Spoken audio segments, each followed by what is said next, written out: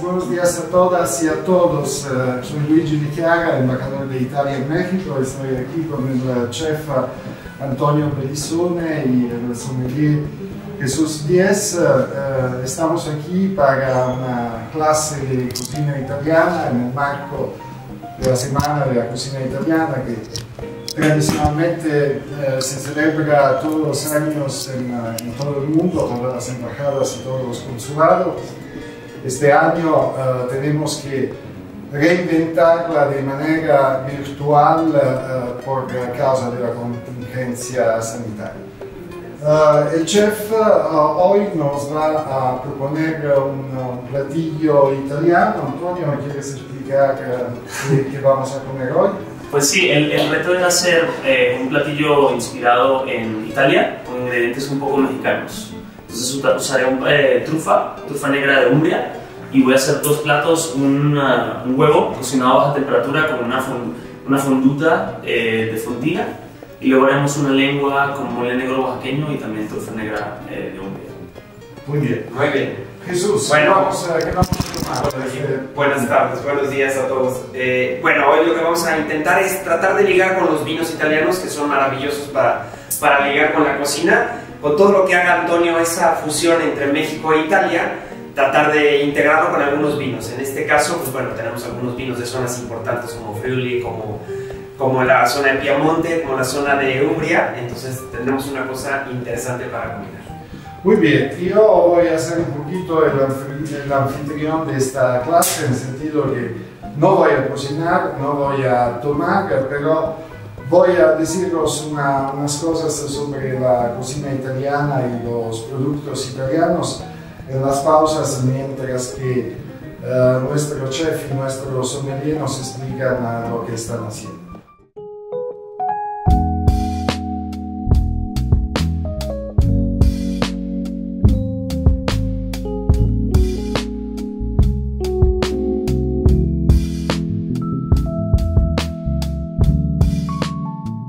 Aquí el reto era simplemente hacer un platillo inspirado en Italia un poco, con ingredientes también bastante mexicanos, ¿no? Usando trufa, una trufa negra de Umbria. Uno de los primeros platos que se me ocurrió, que se hace mucho en Piemonte, generalmente la trufa va muy bien con la grasa de la yema del huevo, ¿no? Y bastante mantequilla, que resalta bastante. Entonces haremos un huevo a baja temperatura, que simula un poco un huevo pochado, ¿no? Y lo voy a servir en una cama de escamoles, ¿no? Enseguida cuando me dijeron así como que justamente el reto era fusionar trufa con ingredientes mexicanos, pensé enseguida en el escamol, ¿no? Porque el escamol es una preparación como bastante afrancesada, ¿no? Con mucha mantequilla, que en sí el escamol también tiene como una cremosidad muy interesante, entonces creo que se va a combinar bastante bien con la trufa, ¿no? Entonces simplemente es saltear los escamoles, ¿no? Yo voy a colocar un poquito de aceite de oliva, bastante delicado, no quiero como cubrir demasiado el gusto de los escamoles. Fuego no tan agresivo, ¿va? Y los voy a saltear con shallot. ¿Por qué shallot en este caso? No es por afrancesar la receta ni nada, sino que el shallot, a mi parecer, es como mucho más delicado, ¿no? que la cebolla criolla o cebolla morada. Lo que quiero es que la cebolla acompañe y no cubra, ¿no? Entonces el shallot es súper dulce. Si lo preparamos de manera adecuada, creo que va a acompañar muy bien el escamol, ¿no? Entonces en este caso quiero que el shallot primero cocine un poco, no quiero ser muy agresivo con el escamol, ¿no? Quiero cocinar, hacer un previo sofrito aquí, y luego agregar el escamol, y al final agregaré la mantequilla a frío para que emulsione como si fuera una especie de risotto, ¿no? Entonces esa es la idea. Me parece excelente sobre todo buscar nuevas maneras de fusionar la gastronomía italiana y la gastronomía mexicana. Nuestros países tienen muchos puntos en común. Uno de esos puntos es que son dos potencias culinarias y gastronómicas. Tengo que decir que la cocina mexicana todavía es bastante un secreto bien guardado por lo que se refiere a Europa y a Italia en particular. Y con estas iniciativas nosotros queremos también que se conozca un poquito más la gastronomía mexicana, más allá de gastronomía y ingredientes mexicanos. Hay algunos ingredientes que vienen de aquí, como el tomate, el jitomate, que han hecho la fortuna de la cocina italiana, pero hay otros ingredientes y otras preparaciones que todavía no se conocen. Perfecto. Bueno, yo voy a meter un poco la mano también aquí. A mí me gusta mucho la preparación que estás haciendo porque me estás dando un fondo para los vinos. Ya habíamos platicado un poco de lo que ibas a hacer y me gusta mucho esa combinación con los escamoles porque los escamoles le van a dar una textura de boca importante, y para esto queremos que el vino sea no lo suficientemente joven y sutil, sino que tenga esa corpulencia estructural para que me pueda ligar perfectamente con la mantequilla que estás poniendo ahorita con el sofrito y los escamoles. Los escamoles en México tienen una textura bastante interesante porque es una textura que da profundidad, da peso en boca, pero no es de potencia, es muy elegante. Entonces hay que combinar con un vino que no sea sumamente potente. Entonces cogemos el Friuli para eso, una zona muy importante en Italia, en el norte, y la uva que vamos a utilizar es una Pinot Bianco. Entonces aquí lo interesante es que vamos a poner un poco de la Pinot Bianco sobre un poco de residuo de lías o de levaduras que han muerto en el tanque para que le dé un poco de estructura, de peso. Entonces el vino tiene peso de boca, estructura, me da el tiempo largo que necesita para un escamol, pero lo interesante es que tiene muy buena acidez, que con tu aceite de oliva, esa nota del echalot nos va a ir muy bien. Pero para eso siempre hay que probar antes. Entonces ya serví el vino, entonces iremos con el vino. Perfecto. ¿Estamos? Muchas gracias. Gracias. Muy bien. Súper, un salud. Salud. Salud, Tiene una nariz maravillosa, porque tiene mucha fruta, pero tiene todavía ese resto de empuje de las levaduras que te da peso en boca. Y otra de las cosas interesantes, en el Friuli les gusta mucho esa mecánica de tener las mismas uvas con los pellejos de las uvas, entonces le da peso, le da estructura. Es una consistencia que le llamamos enológicamente fenólica. Y esa consistencia fenólica le da peso en boca y me ayuda muchísimo a que soporte los escamoles, que van a ir muy bien, creo yo, y por supuesto la trufa, que le da ese toque de suelo, ¿no? Súper rico. La acidez aquí es súper importante, ¿no? Porque justamente creo que es el error más común cuando se usa trufa afuera de Italia. Generalmente se tiende, como siempre, a combinar muy pocos ingredientes con la trufa. El ingrediente mejor que acompaña es la mantequilla, ¿no? La grasa de la mantequilla, justamente de la yema, resalta muchísimo como esos aceites esenciales de la trufa, ¿no? Entonces, como se necesita mucha grasa, creo que esta acidez es increíble, ¿no? Es maravilloso. El vino, la verdad, está muy bueno, vale mucho la pena. Es de Traverso, es de la zona, entonces vale mucho la pena que... Hay muchos vinos de la zona. Friuli es el paso interesante entre la vieja guardia de las uvas de Europa Central que pasan a Italia, ¿no? Entonces es muy interesante porque casi todas las uvas pasaron por ese lugar, y por Puglia también, ¿no? Que es la zona de llegada de todas las uvas griegas. Entonces es un paso muy interesante para ese cambio y para esa integración a las uvas al mundo moderno. Bueno, hablando de vinos italianos, una cosa que me he dado cuenta desde que he llegado a México, ahora es poco más que un año, es que aquí no hay una grandísima tradición de conocimiento de los vinos italianos.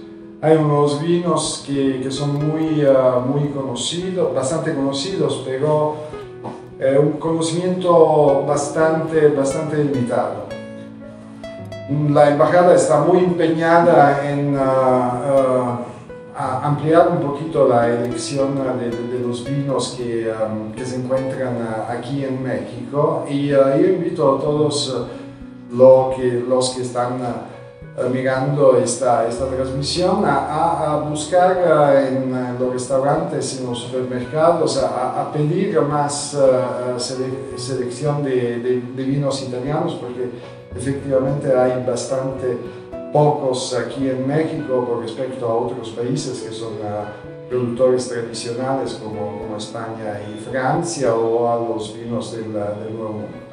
El mismo discurso se hace también por lo que se refiere a a los alimentos. En los supermercados se encuentran muchísimos productos que tienen la bandera italiana. Suenan como si fueran productos italianos, pero están producidos en otros países.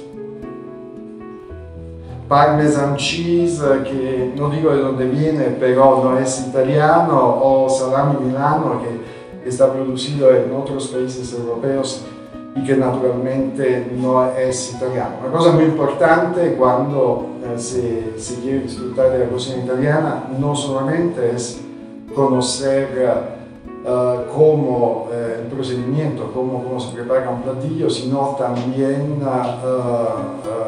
utilizar los ingredientes verdaderos, genuinos italianos. Entonces, el invito que hago a todos, sea en un restaurante, sea en un supermercado, por favor, buscar productos que sean realmente italianos, porque los que no son italianos hacen un daño a los productores italianos y al mismo tiempo es una trampa para el consumidor y el comprador de alimentos. Entonces, voy a saltear los escamoles. A mí me parece que el escamol, yo no siendo mexicano realmente, desde la primera vez que lo probé me pareció un ingrediente súper interesante. Lo llaman el caviar mexicano. Es básicamente el huevo de la hormiga, ¿no? Que realmente es interesante porque es un ingrediente como muy popular, ¿no? Que últimamente se revalorizó muchísimo y se convirtió como un ingrediente gourmet, ¿no? Justamente lo renombraron como caviar mexicano. Me parece interesante como darle esta integridad a un ingrediente mexicano junto con un ingrediente italiano que es muy importante como la trufa, ¿no? Creo que está muy bonito como poner esa simbiosis allí. Y justamente con lo que decía el embajador Luigi, yo creo que también el tema de la proveniencia de los ingredientes y también como la autenticidad va como, digamos, con todos los países, ¿no? Entonces yo, por ejemplo, en este caso, lo primero que me viene a la mente es, por ejemplo, esta fonduta que hice, que justamente no conseguí fondina valdostana, entonces yo prefiero, en vez de comprar una fonduta hecha en el supermercado, que no sé de dónde viene, prefiero usar queso chihuahua, que es un queso local, que me recuerda mucho a la fontina y que va a acompañar muy bien a la trufa, ¿no? Entonces, eso está muy importante. Voy a aquí entonces saltear los escamoles. Sigo en fuego muy bajo, no quiero que nada de esto se me queme, es súper importante, ¿va? Luego voy a subir un poquito el fuego ya cuando en fase final para mantecar, ¿no? Entonces, literal es agregar los escamoles. Aquí ya previamente agregamos, ¿no?, el shallot, la mantequilla. Quiero que todo esto se cocine un momentito. Y voy a terminar con abundante mantequilla a frío para que emulsione, ¿no? Las grasas, justamente un poquito del principio de un risotto, ¿no? Apago el fuego, manteco con mantequilla fría para que se cree una especie de emulsión y luego voy a emplatar el plato, ¿no?, junto con el huevo. Qué buen olor, y pues estar seguro que intentaremos llevar la fontina a México. Tenemos un nuevo texto del acuerdo de partenariado entre México y Unión Europea, que tiene una parte comercial muy importante que protege los productos que tienen una denominación de origen controlada. Entonces aquí se va viendo, está súper lindo, la verdad me encanta como ella se va poniendo un poquito blanca, ¿no? Como sí, que va absorbiendo, es como una esponja, absorbe literal los ingredientes que estaban en el sartén, ¿no? Aquí, a mí me gusta mucho eso porque cuando lo integras en el plato y llega a la boca, realmente explotan todos los aromas de una sola mordida, ¿no? Totalmente. Cuando tú lo tienes en boca, todos los aromas se integran y es cuando se explotan. Totalmente. Una de las cosas interesantes que estabas hablando tú es de la simbiosis, de la unión de los vinos, de los platos, de los ingredientes, y hoy estamos comiendo ingredientes mexicanos con vinos italianos y de verdad que van espectacular simplemente por el carácter aromático que va desprendiendo el escamol. Debo decir, me parece también un maridaje que promociona la biodiversidad, porque en el caso de la trufa, en el caso del escamole, también el shallot, son todos productos originales que no están procesados y que a los cuales no se añade nada y entonces que son súper naturales y y no producen ningún tipo de consecuencia en nuestro organismo. Súper. Aquí entonces ya estoy casi a fase final, ¿no? Quiero como levantar un poquito la temperatura y voy a, repito, mantecar, ¿no? Como mantecar, no sé si existe como una traducción de esa palabra, como mantecatura. Es que es eso. Manteca, sí. No es con manteca, es con... Claro, no, pero, mantequilla, pero bueno. pero la mantecatura es como un poquito la emulsión, ¿no? La idea de la emulsión con la mantequilla. Repito, aquí la trufa necesita mantequilla, entonces es importante no tener miedo, ¿no? También es importante si uno va a usar trufa una vez al año o lo que sea, justamente esa noche no se va a pensar en el tema de la mantequilla, ¿no? Eso es muy importante.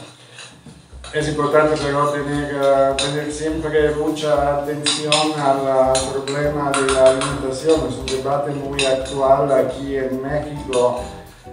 No existen ingredientes que no se puedan comer, no existe comida que no se pueda comer, todo está en el equilibrio, en el estilo de vida que uno tiene para quemar las grasas, para absorber los azúcares, para deshacerse de los sales. Vale. Eso es importante también, obviamente, como la calidad del ingrediente, ¿no? Creo que no solamente la cantidad, sino como la calidad, ¿no? Entonces aquí voy a emplatar mi escamol, sencillo, y voy a servirlo con unas tortillas de maíz, que yo creo que está muy interesante también porque la nixtamalización, ¿no? Como este gusto muy particular, siento que es México totalmente, va muy bien como con el aspecto un poquito tierroso de tierra, ¿no? De la trufa negra. Correcto, pero es que no solamente es la trufa negra, también tienes el escamol que vive debajo Claro. de la tierra, entonces tiene una percepción de suelo, de tierra muy interesante. Súper increíble. Entonces, junto con la trufa y eso que era lo que hablabas antes, Totalmente. va perfectamente bien ligado. Y si tenemos una uva que extraiga el componente aromático de la mineralidad del suelo, pues estás ligando tres cosas importantes del suelo que al fin y al cabo nos dan ese carácter, ¿no? Totalmente. Ok, entonces voy a ir a emplatar mi escamol, ¿no? Literal, voy a hacer una cama. Quiero abundar porque justamente lo que hemos estado hablando, ¿no? El escamol quiero que se sienta, es como el ingrediente, los dos ingredientes principales van a ser la trufa y el escamol, ¿no? Entonces, no quiero, el huevo simplemente es como una progresión de la fondita, ¿no? Con la yema. Entonces quiero que literal esté allí muy presente. Huevo a baja temperatura, literal aquí lo que hice fue cocinarlo al vacío. Quiero que simule mucho digamos, un huevo pochado, ¿no? Pero que esté internamente todavía esté como bastante blandita la yema. Y luego voy a ir a rallar la trufa. No la voy a laminar, ¿no? Se dice. No la voy a laminar porque no quiero, la trufa negra es muy crocante a diferencia de la trufa blanca, ¿no? Entonces no quiero que este sea un plato como muy cremoso, ¿no? Que esté desde el comienzo hasta el final como con mucha cremosidad. Entonces aquí voy a agregar mi huevo, ¿no? Siempre lo coloco acá en un primer plato para quitar como las impurezas, ¿va? Se agrega mi huevo acá. Voy a agregar un poquito de aceite de trufa, muy poquito porque quiero resaltar ese sabor a trufa, ¿no? Que voy a obtener de parte de la trufa negra, ¿va? Luego voy a colocar mi fonduta. Esto lo que quiero hacer es una especie de crema, ¿no? Repito, no usé fontina, es muy importante este paso porque yo realmente no conseguí una fontina que yo considerara como importante para este plato, ¿no? Entonces no voy a usar creo que es un error súper común, como usar esta fonduta prehecha de supermercado que no se sabe ni siquiera si es queso. Yo prefiero muchísimo más usar un ingrediente local, que es el chihuahua, que me recuerda muchísimo a la fontina balostana, ¿no? Entonces voy acá, digamos, a cubrir literal, ¿no? Todo mi plato. ¿Va? Aquí luego abro porque quiero literal que esto se cubra. Perfecto, ¿sí? Y como dije anteriormente, no quiero aquí que haya cremosidad, entonces voy a ir a rallar mi trufa, ¿no? Y abundar, ¿no?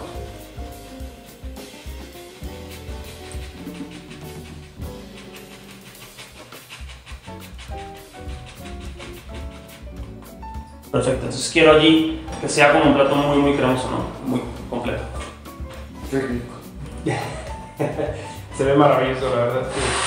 Entonces esto literal es como si fuera literal este plato, o sea, como comer escamoles salteados con las tortillas, pero que esté el plus de la trufa, ¿no? Entonces ahí está. Qué bien y me parece que todo está en armonía. Una cosa que también podemos decir es que aquí estamos en una cocina que viene utilizada normalmente para hacer cursos de cocina del Instituto Italiano de Cultura en Ciudad de México.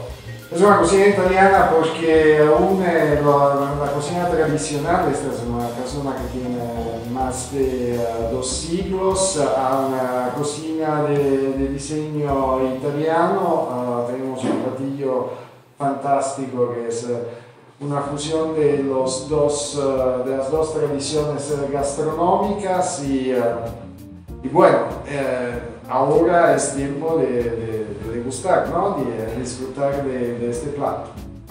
Es correcto. Y falta el vino, que siempre es importante, ¿no? Porque el vino te hace una integración del plato muy interesante. Entonces, vale mucho la pena. Salud, chicos. Salud.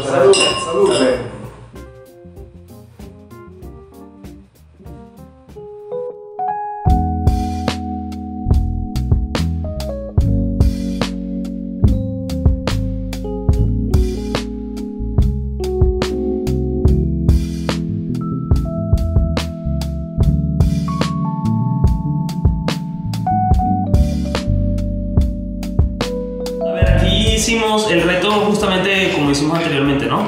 Era hacer un plato mexicano con ingredientes mexicanos, inspirado un poco en Italia, ¿no? Y con trufa negra.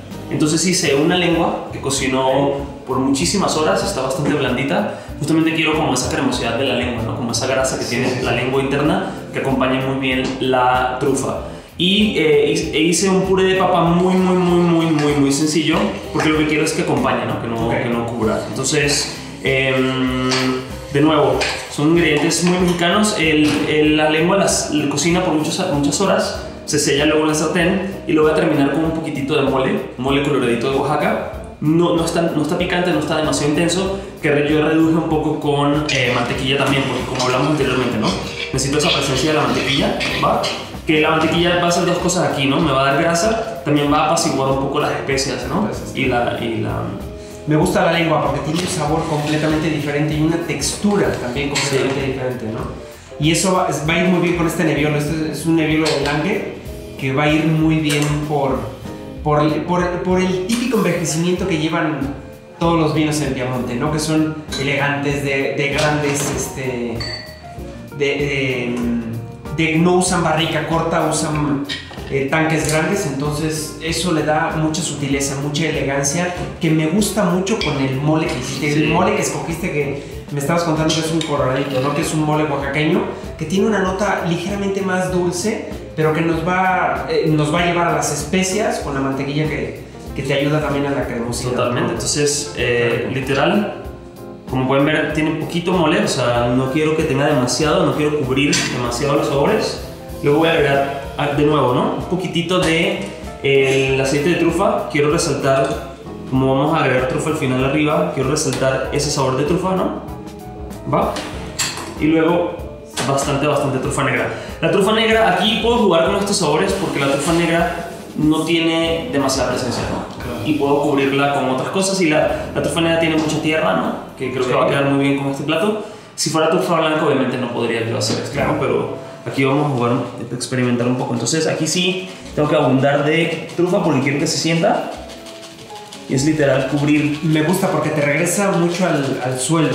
Y Nebbiolo es eso, es la expresión muy del suelo de la zona, ¿no? Exacto. Entonces literal es cubrir la lengua de esta trufa. De nuevo, la idea aquí es que nada se contraste a nivel de texturas, ¿no? Claro. Entonces la trufa no la laminé, la rayé de nuevo otra vez porque quiero que acompañe la cremosidad de la lengua junto con el puré de papa, ¿no? Entonces va a estar todo como bastante... Y me gusta la integración del puré de papa, ¿no? Porque el puré de papa te va a dar mucha integración al plato. Se ve muy bien, seguramente está tan bueno con esto. Gracias, ¿eh?